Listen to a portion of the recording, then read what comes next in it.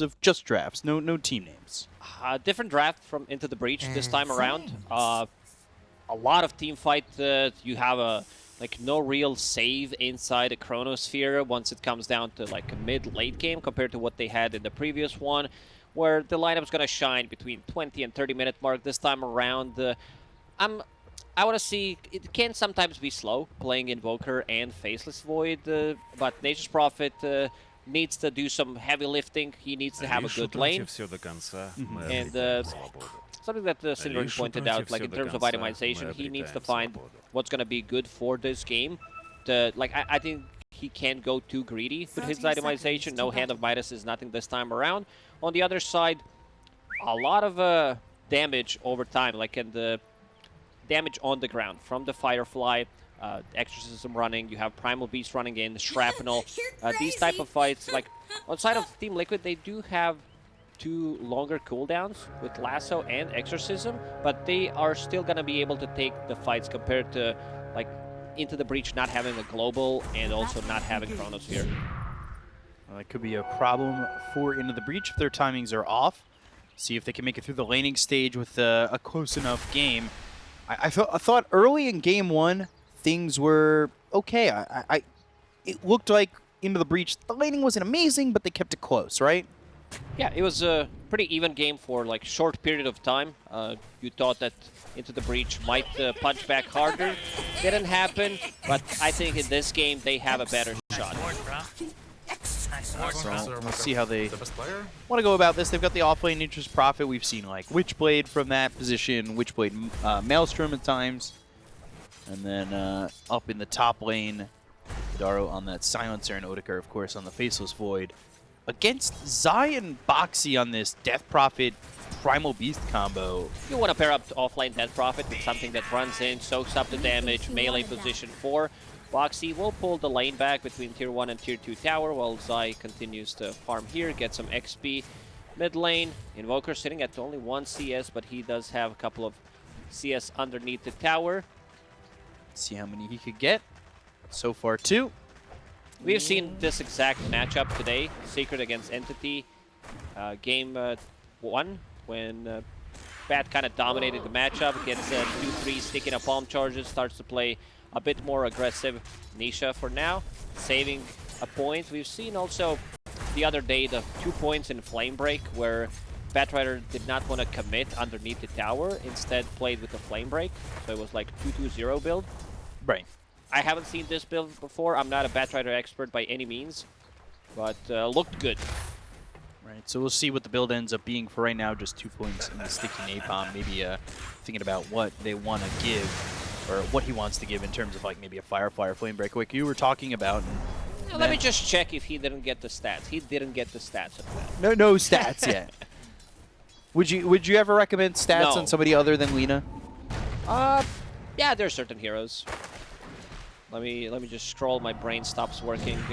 I think Bloodseeker is one of the few that you can leave blood right. Faceless Void is okay, having 1 point in time dilation. Boxy going in. Yeah, onslaughting and looking at Otakar because he doesn't have a time walk. It's on cooldown for 14 more seconds.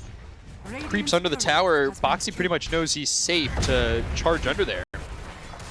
Shrapnel down on top of Immersion. And he walks away from Mickey and Insania with this pull over and back over mid. It's still just 2 levels onto the Sticky Napalm. So nothing doing just yet in terms of the mid aggression that we may see come level 4. That finally goes into the Silencer's Firefly. level 1. Kidaro. Oof. 3 minutes into the game, about to crack level 2 compared to Primal Beast, level 2.5. Boxy will get in. This should be the first blood. Time walk, time dilation, Spirit Siphon, and the bash is on a Zai. Might have been what kept Kidaro alive. It was certainly close, but Otakar, he's now sitting at level 3. He's got himself only 9 CS, but Death Prophet not too far ahead. Actually, pretty much even. It's a lot of slow. Time dilation, 1-1-1 build on Faceless Void, and the point in Arcane Curse.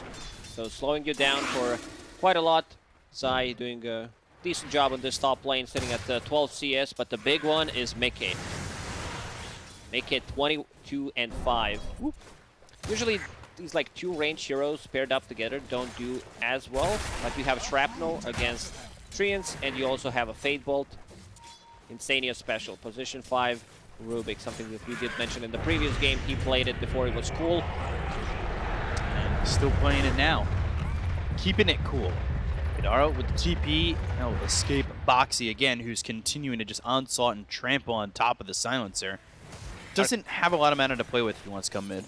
Arcane Curse is very annoying for Batrider to play into. You gotta stop using your abilities. At the bottom, Mickey, 2 Brave Bands done. Has a Falling Blade against Nature's Prophet. Let's see if Nisha wants to commit, but already dropping low. And you can see Fake pumping that Nature's Prophet TP. He's on 3-0-2 on this Batrider. So nothing into the Flame Break, not choosing or electing to go to the Flame Break at all. So different from the 2-2-0 we talked about. As Immersion and Insania just kind of fight over by these camps to the side, leaving Mickey to get some solo experience in this lane. He's sitting level 4, a bit ahead of this Nature's Prophet. Is this at all a kill lane here for Liquid? Nature's Prophet's very tanky, sitting at 10 magic stick charges, so if they initiate with telekinesis, he knows that he's always going to be able to TP out. There's just not enough burst damage. So this feels like you just farmed this one. Boxy. All right. Neutral creeps will kill him. He'll come back with full health, full mana. He had no mana left, no mana regen, so he'll want to come back and potentially even TP mid to refill the bottle of Nisha. So it works out for him to be full health, full mana. It's going to be 10 seconds away, though.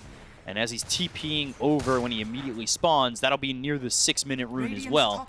So coming mid is pretty big for Liquid, while also coming through is Immersion. And he drops this ward where we've seen a couple times already. Yeah, this is the ward that scouts things out. Like sometimes it's on the high ground, sometimes it's on the low ground, but the one on the high ground catches a glimpse of it. Tornado Aggressive. Firefly already used. So Nisha, he's got the Firefly onslaught onto both. They want the big one. Getting run down with his trample. They'll get first blood. Now the attention is on a Supreme. He hit level 6, so he's got the lasso. They'll get the kill into the Invoker 2 for Liquid as the supports rotate for both teams. Nisha, great understanding of what he needs to do, that there's going to be enough damage from Boxy to get that first blood, and he goes for a bigger target, kills the Invoker. So good opening one more time for Liquid. Getting those 2 kills and getting this Batrider ahead as TP back over mid. Gidaro was taking some solo farm for the moment, but now de-ward that on the high ground, and that might have given them the possibility to get that kill on Immersion when they had the onslaught trample. And that's something Boxy was looking for. He ends up getting first blood. Happy with that. Top lane, Odeker level 5. Zai also level 5. Zai has been also pulling the way for himself. Team Liquid really knows how to relieve the pressure off the laning stage. Boxy already used his trample. Man, this is some big damage. Has 5 stick charges. Onslaught, Gidaro's trying to set himself up to be bumped up onto the high ground, but he didn't expect Boxy to go up with him. Players are getting really good first when Pego was getting popular. Get closer to the edge, you get bounced back. Same thing with the Primal Beast, but he also landed on the high ground. Jibe is level 6.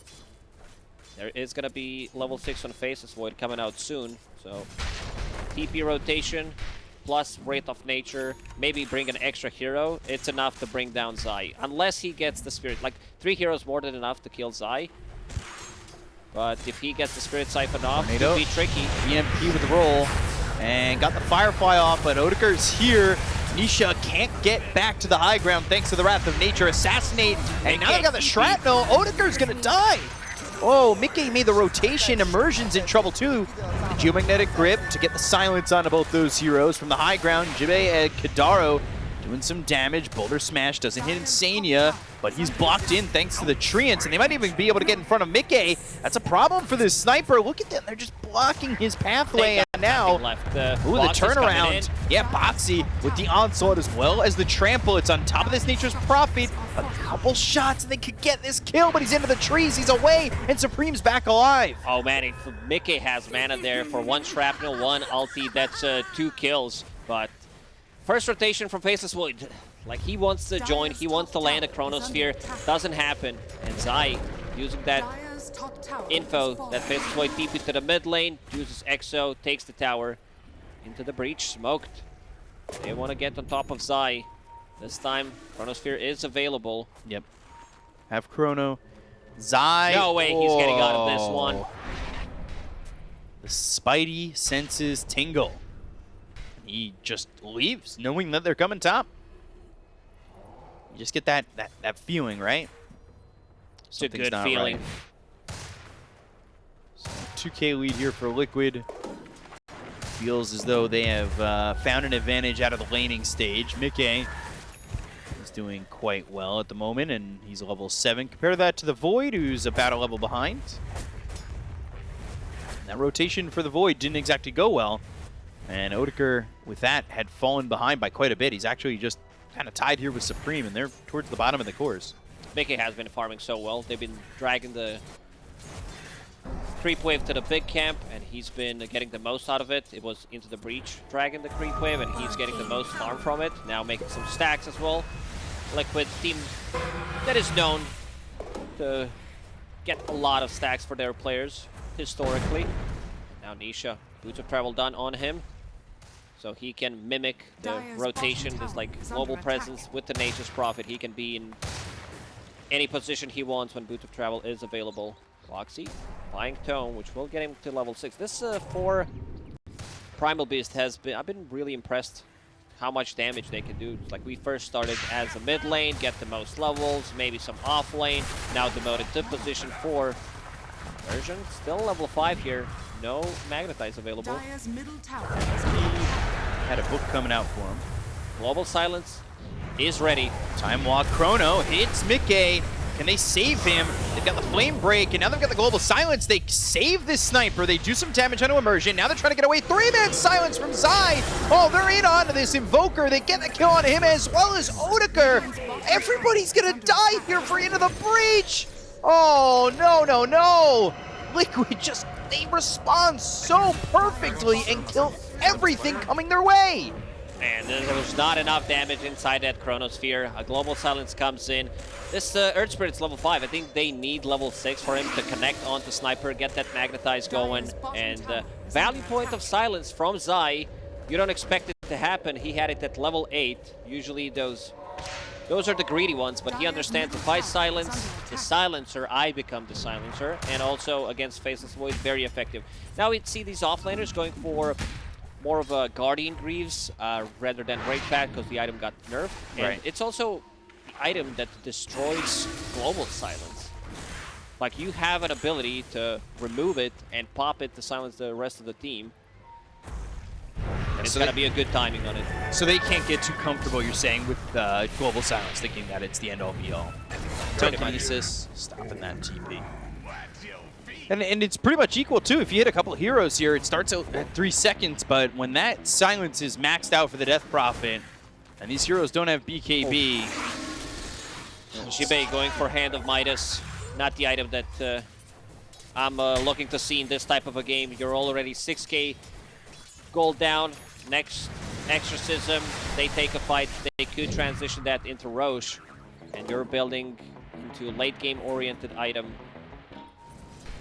I'm not sure how late game this is going to end up going for you. Nisha, double damage, Firefly on the top lane. He's going into the BKB. So that'll be another way to potentially deal with this global and everything that ITB are throwing. Guardian Greaves done for Zai in just about 600 gold, 550. My math does me right. You're doing good. Lately, you've been on point with the math. Quick and incorrect, but it was quick. Hey, I mean, if you say it with enough confidence, anybody will believe you. Yeah, people are not going to check, you know. No. As 1400 minus 800. as long as the observer doesn't check it, I could say whatever I want. There's constant Zy on a mid lane. This is how they get into your head. You just see that face. I'm afraid of this thing. Like, I can't look at this. This is like a Broodmother set for me. Yeah, I mean, if you're making a horror movie out there, this might be the start of it. Main character. Chrono for Rubik. 5. Okay, so Insania will tip Odegaard. And now they've got the Arcane Curse. They're looking. This is not great for Nisha. And the Tornado, he'll drop down and die. So, an extra one. And then the tip right back. Okay. Once you lose the Rubik or the Chrono's used, maybe you could have just walked out. But now, picked it up. Ooh, onslaught, damage has trample, already been done. Supreme, gonna drop to Mickey. Looking behind though, Immersion threw down the Magnetize, reapplied it. It's back up again. Zibe over to the side. Zy in trouble. There's the Pulverize. Ooh, stopping Immersion. They got the kill on Odegaard too. Immersion reapplying the Magnetize, doing good damage, but not enough damage. Triple kill for Mickey. That silence came in slightly too late. Boxy already used his trample on top of Invoker. He did pick up the rune, paid with his life, and now Boxy wants to steal the stack as well. Zy has been on point with his rotation. Guardian Bridge is now done. Nisha needs the BKB for the next fight. He understands that playing into time dilation, Cold Snap, Arcane Curse, a bit too difficult. So once he picks that up, game's going to be much easier for him. They have only one ability that goes through magic immunity. That's the Chronosphere every single time it's on cooldown. You know that they're going to be playing much more aggressive. So a reward on high ground. Throwing some sentries around and just trying to clear up some vision here as you've got a farm.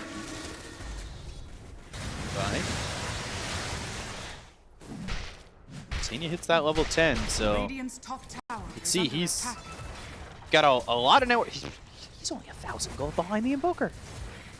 He's been farming so much as well in the previous game on Mirana. In terms of spell steal, there isn't like anything huge. Tornado's okay. Chronosphere, of course. From Earth Spirit, you don't want to pretty much steal the spells. Arcane Curse is a good one. Yeah, especially against this team. Insania, ooh, Telekinesis, Zibe's here. 4 heroes, Geomagnetic Grip. They've got the Silence, Spirit Vessel. And with the EMP and the Tornado, it's going to be +2 for Gadaro. And Nisha, Lasso, onto the Nature's Prophet, pulling him towards Mickey. Mickey will shoot some shots and get them all onto the Nature's Prophet. And they're going to go. They're going to go for more. They've got the Trample, the Flame Break pushing them back. They take out Supreme. No Where's your damage going to come? Odegaard, he's got Chrono now, but he's hit with Pulverize. Time walks back to full health. Roll in, looking for Zy. They got the kill on a Boxy, but Zy turning around with the Assassinate onto this Earth Spirit. Not enough damage and not looking to commit the Chrono. Faceless Void did not want to commit. He was waiting for Maelstrom to be delivered. Was using the Courier, but another good fight for Team Liquid. 9k gold lead. They're getting the pickoffs. They're getting the better trades in this game. Zy so far, same goes for Mickey, having a perfect game. Not a single death on both of them.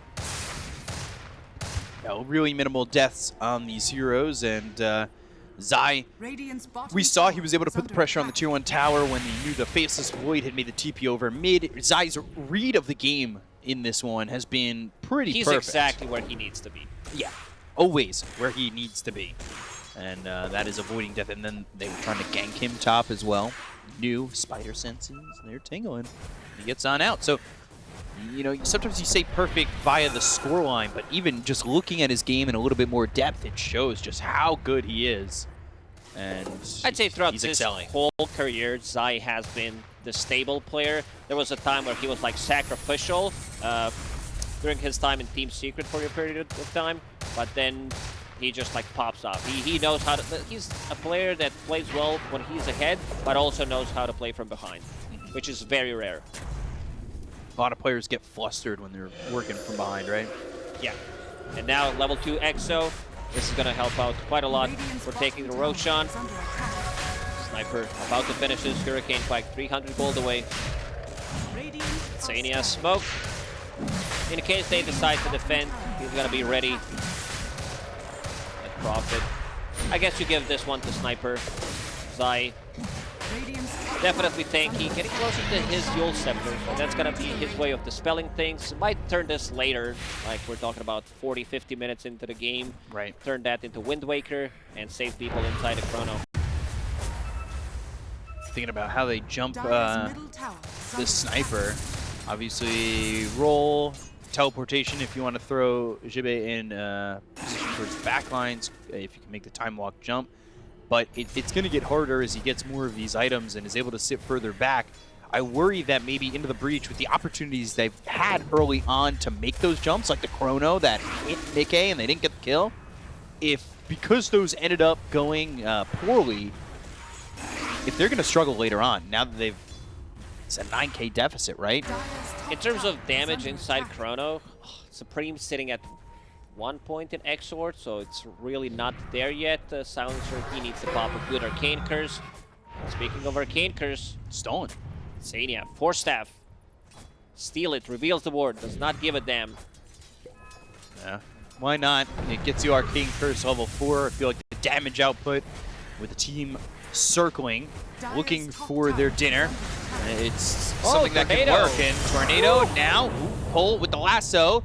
Supreme in trouble, and, well, 3 heroes here. Fade Bolt, Nisha, he's got the damage. He'll get the kill. Supreme has been struggling this game. He's only got 6,800 net worth, and it continues to go the same route. Almost as position 5 Rubik. Yeah.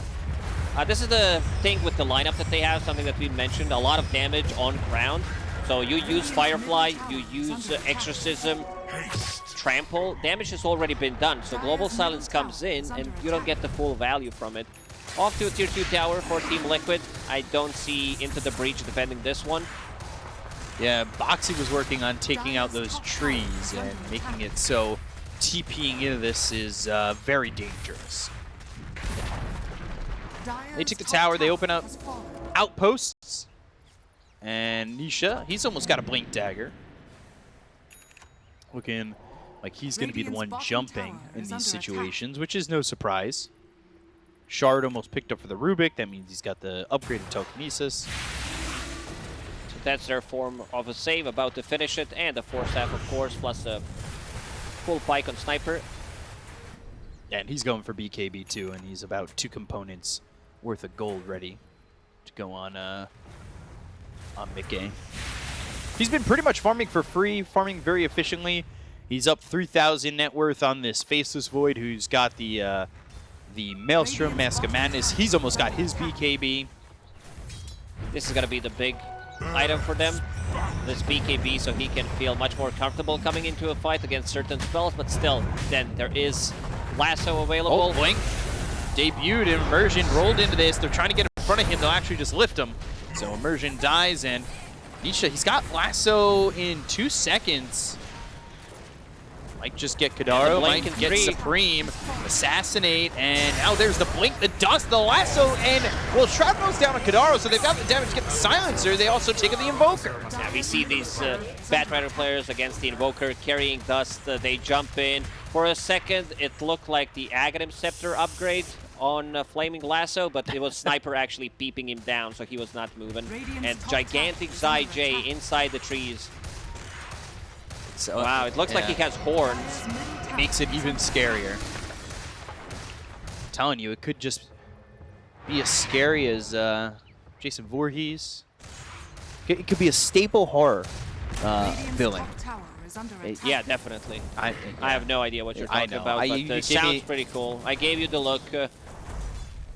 It's Friday the 13th. It's such a classic. Top tower has fallen. I really, I'm putting them on a team. Zai J scares me. I don't want to watch Friday the 13th. I guess that's fair. All right. It's still there. This is permanent. Permanent damage has been done. On one side, you have Silencer stealing permanent intelligence, but I think this one is affecting your IQ even more. Yeah.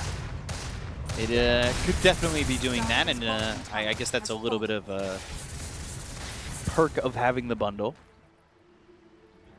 Zai, he's going for the Blink Dagger too, and he's looking to get into these fights with Spirit Siphon and the Exorcism, just looking to jump towards the middle. Knows he's got the survivability as well from the Guardian Greaves. 8 seconds BKB left on this Aegis. about to be finished on Faceless Void. Aegis will expire in a couple of seconds. I expect Into the Breach to smoke and try to look for a fight. That they do. There's that BKB. They can't wait. Like, the Team Liquid's farming way too much. Nature's Prophet ready to be in. Does have that Aghanim Scepter, so Root and Disarm could come in pretty handy. Nisha holding onto Arcane Rune. Roll misses Zai. Silence also a whiff, but Insania, he's gonna roll. He'll land it onto Immersion, and where do you go? You try to roll, but the Yule's up into the air. They've got themselves the Chrono on a 2. BKB was popped by the sniper. They don't have the damage to get the kill on Mickey, and now he's starting to shoot away. They hit the lasso. It's onto the Faceless Void. They're surviving on Nisha. They get the kill on Kadaro, who gets the global silence off, but now Mickey, Deafening Blast gonna be short, pulverize onto the Invoker. They got the kill into both supports on the side of Into the Breach. They lose the Assassinate, it's on a Supreme, they're dinking him down. They'll get the kill on a Supreme, Exorcism used, and down goes Nature's Prophet. Even with the Chrono on 2, they're unable to get anything in that They need fight. some kind of a damage inside the Chrono, but the quick reaction from Mickey gets the BKB off, so no real spells can come in. The only right-click damage they have is this Faceless Void, so Maelstrom damage is negated. And he gets out. Also Nisha gets the lasso on him, pulls him back, manages to blink out of the trouble, and Liquid, they lose none. They have been clean in these fights, only dying 7 times total, as they continue to bend Into the Breach to their will in this game. They're really trying to bring it back on Into the Breach. It was the right idea to smoke with that BKB reveal. It's just the execution. Like, they need to catch them with something else. This rolling boulder needs to hit in first. It bought so much time for Team Liquid to regroup. So 16,000, now 17,000 net worth lead. What do you do if you're Into the Breach? It feels nigh impossible for them to win this game. Immersion. Kadaro. Force Staff, and Immersion rolls. Tornado hits. Boxy, Onslaught, BKB, Trample. Kadaro's going to be dead on his screen already, and dead in the game. Immersion rolls away, and the chase is a little bit tough to have, but they'll smoke and turn the other way, maybe looking to catch somebody who's just venturing out of the base. To make a Insania stealing Nature's Call. Will push out the mid lane. Treants of his own. Ready to push, ready to force decisions to come from Into the Breach on what they want to defend. Supreme, he's spotted. They've got the telekinesis. They'll have the silence, and, well, Meteor is thrown down from the Rubik, and Supreme gets the tornado off, but the Flame Break lands, and they'll burn him out. That was a cute little play from Insania. Lands down Observer Ward to catch a glimpse of vision there. So he gets the telekinesis off, and he dies. Rest of the team already there. They are scanning. They know exactly where Jibe is. Let's see if there's going to be any kind of rotation. Jibe, he bought the 3 components for MKB, then sold them because it's like, maybe I want something else. Do I need something else? Maybe something else. Satanic next for Mickey, Chrono available, but no Invoker. Ooh, they got the lasso. It's on the Faceless Void. There's the silence for the BKB. Time Walk back to full health. Flame Break pushing over. They've got a couple more shots onto Immersion, who will roll out back into base, and everybody alive for Into the Breach. Roche is going to be up in 2. They need to win next fight. Next fight means Roche, and then if Team Liquid gets it, it's a Shard, it's a Aegis, and they can slowly siege. They're really not afraid of, like, maybe with the roll kickback into the tower, but I don't see this happening considering how well Mickey was positioned so far in this game. So next fight for Into the Breach, they need to win it. They need to land a big Chrono, and let's see what Nature's Prophet decided to go for. So he committed. He's getting that MKB. So looking to do more with this MKB and try to find the right positioning, because in the fight that happened in the river, he was starting to do damage with the BKB and with the team kind of split up. It just wasn't enough, and Liquid was able to respond swiftly, make it really difficult for Into the Breach to find any kills, and they didn't find anything for that, but So they might move towards Roche. We do actually have a listen-in replay on that fight in the river. So we can take a quick listen on that. Holding him. There's smoke, guys. Purity. Word coming in. He's got a little sniper. I pick it. No damage, no damage. No damage. Something. Take the fight, take the fight. Yeah. Nice. I'm ulting this Evo here also. I take your roll. Yeah, it's good, it's good, it's good. I'm gonna out there. I'm gonna out there. Yeah. FP, go FP. I'm ulting the invoker. Right. Kill him, Yakos. Okay. Nice. Sakron. And we can hear a very clean execution there from Team Liquid. The no damage. They have no damage. Like, this is all Mickey needed to say, because he popped the BKB during the chrono. He understands that there's not much stuff that goes through BKB in this game. Onslaught onto Immersion, gets in front of the roll, assassinate, trample, force staff back. Does have Pulverize, And, gets him. Yeah, catches him while he's trying to roll out of the one. Chrono and Dimmick coming over, but Zai, he blinks in. They've got the BKBB popped Reeves, around the horn for the force side staff. of Liquid. They'll get the buyback coming out from Immersion, but they get the kill on Odeker. They'll take out Zippe. They have buyback available on the Faceless Void, but he's already used the Chronosphere. Keeping Kadama's back. going to be run down. Bought Triple the kill here Fairy for Fire. Zai. Woo. Supreme running away from Boxy. Deafening Blast. Nisha there with the Flame Break. Zai's coming in with an Ultra kill. There's nobody left to kill, though. It's a full team wipe. Zai can't get the Rampage, but he cleans up big time in that fight. I was looking at Mickey in that fight. He almost survived. DP's back, bought the Fairy Fire to try to survive. There was still Magnetize running on him, and doesn't get the TP off. Again, not enough damage inside a Chronosphere. He lives, he gets the damage. Like, even if they get the kill there, it's a heavy commitment. Limited in terms of what they can throw inside a Chrono. Nature's Prophet, Ulti, Arcane Curse. There are, what, three BKBs inside of Team Liquid, and another Dispel just bought. So you have Guardian Greaves, Fuel Scepter, Lotus Orb to dispel any of these things on Zai. Zai having a perfect game, 9-0-14. Double damage is there.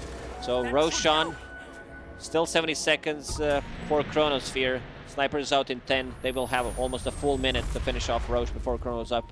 Sunstrike doesn't spot anybody there in the pit. There is double damage, and that will be pinged. So eventually, Mickey will TP and probably pick that up himself. Then they'll go into Roche. Waiting for that Chrono to be back up, like you said, on cooldown for a long time. Still Drops the 48 bottle seconds. for him. Nisha going in more right-click oriented build on Batrider with that shard sticking up palm. Onslaught, and Kadara's just dead. Witchblade, Enchanted Quiver. Like, these heroes drop. Once their BKBs are down, or the ones that don't have a BKB, they immediately die. And now inside the Roche, Mickey's not going to even pop a BKB. They understand how far ahead they are. Not going to pop the Exo because they don't have it. That's a pretty good thing to say, Lacoste. This is why you're an analyst during the DPC. Lasso and the damage from Nisha solo is enough to kill the Nature's Prophet. He's got that shard, so he's able to do everything he needs while he's in the Firefly. And, well, 24,000 net worth lead. They don't pop the double damage. They now have Exorcism. They've got the Aegis. They land the dust. Supreme. Onslaught, BKB, Pulverize, slamming him. No, Global Silence. It'll save the Invoker for now, but the Lotus Orb purging that silence off, and now looking over for this Invoker. Or with the Arcane Curse, but the right click's coming in from Mickey, needs one more, and will dink down Supreme. Insania, this whole duration, has a Chronosphere, so he's ready to initiate. You don't want to catch Faceless Void inside of it, but the rest of the team, combine that with the potential Exorcism, Sniper. This game's Dunzo into the breach. They just don't have what it takes. They don't have enough damage. Those two fights trying to take a fight with no real damage inside a Chronosphere. Yeah, they have no way of really punching back, which I know is a phrase you enjoy. And they are, well, just wrists. They have no hands. They can't punch back. It has been seemingly this way Yeah, for a they've lot of the been game. the punching bag. Pretty Yes. much. This second game, 28k gold lead, still holding the Aegis for almost full 4 minutes. Mickey about to finish his Satanic. Insania with the gem. They're losing way too much map control. Faces Void trying to itemize for more damage. He built Mjolnir, and you can see even Jive on Nature's Prophet holding Dagger of Ristul. Gets that extra damage, bought the Crystallis, trying to go into Daedalus to have some kind of a right-click damage that goes through BKB. Yeah, but now they need the damage to get the kill on Amike before he's able to get the Satanic off. And that's going to be a I don't think they ask. can kill him even once. Yeah, having that Aegis being and feeling unkillable. What do you do to get him Dire twice? are And scanning. that really is the question. Box is like free bottle, I'll grab it. I don't care whose is it. Okay, working on that last tier 3 tower. The rest of the teams here nearby, they've smoked up on into the breach. But there's nothing they can do to really go out and find anything. They kind of have to wait for Liquid to come to them, and, well, with this smoke, they might just do that. Shrapnel down on the tier 3 Dire's tower. bottom tower is under attack. And another 5-man smoke from into the breach. Do They're or gonna look to die. make Look a at move. positioning from Zai, breaking the smoke. Yeah, they're all the way out and around towards the edge, and they're not going to find anything. Now the right click's coming through into the Faceless Void, forcing the time walk out. They've got a version trying to find an opportunity to roll, Under attack. but it's tough. Zai, It's got to be the item perfect. that I mentioned, Wind Waker, is on the menu. Very close to it, just 700 gold away from it. Game probably going to end before he even gets it. There's the roll, Initiation there's on the Sniper. kick, but going in is Zai, gets the Chrono on a 2. So Odegaard focusing the attention on the Death Prophet. They get the kill, Exorcism is going to be used. Now, Global Silence comes out, they'll take the Nature's Mickey Prophet. still has Satanic. And Mickey still This having arm that with the Satanic grenade. starting to right click, and they just cannot take out anybody except for the Death Prophet. They'll lose these heroes. They're going to buy back. The Chrono is used by Insania, locking them down. They'll get the kill on Odegaard once again. They'll call GG, and Liquid will take the series 2-0 over into the breach. It's a cool chronosphere you got there. Would be a shame if someone steals it. And use Yeah, I think everyone who watches DPC and watched Liquid play so far, gotta